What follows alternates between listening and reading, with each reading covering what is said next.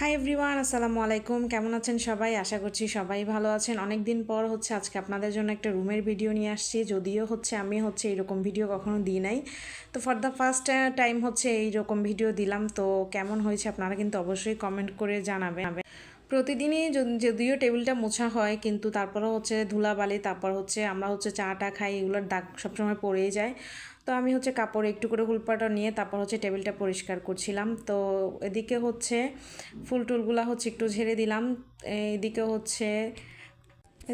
টেবিলের কাভারটাও আমি ঝেড়ে দিলাম, কারণ টেবিলের কাভারটা যেহেতু সাদা, ওই জন্য টেবিলের কাভারটাও আমার চেঞ্জ করতে হবে, পুরো একটা কাভার নিতে হবে। যদিও গরমের জন্য আমি তুর্কি কাভারগুলো নিচ্ছি না, তো ভেলভেটের নিব চিন্তা করতেছি। আপনারা কি বলেন একটু কমেন্ট করে জানাবেন। আর এদিকে সোফাগুলো আমি একটু হালকা হালকাভাবে ঝেড়ে দিচ্ছিলাম, কারণ একটু ধুলোবালুর কারণে হালকা হালকা ঝাড়তে হয়। যদিও কয়েকদিন পর পর করা হয়, সব সময় করি না। তো আমার রুমের ভিডিও যে দিলাম, আমার ড্রয়িং রুমের ভিডিওটা, তারা আপনাদের কার কাছে কেমন লাগলো জানি না, আপনারা জানাবেন। আর আমার রুমটা ড্রয়িং রুমটা কীভাবে সাজানো যায় আপনারা একটু আইডিয়া দিবেন।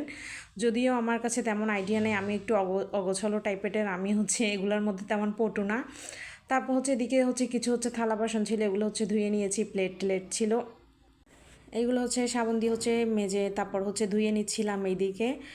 তো আজকে পুরো একটা রুমের ভিডিও দিলাম, আপনাদের কার কাছে কেমন লাগলো জানি না। আজকে কি কি কাজ করলাম ওইটাই শেয়ার করলাম আপনাদের সাথে। তো এদিকে প্লেট টেলেট আমি ধুয়ে পানি ঝরিয়ে রেখে দিব। তারপর আমি রান্নার আইটেমে চলে যাব। যদিও রান্না সব কিছুই ছিল, শুধু একটা আইটেম রান্না করব, মাংস।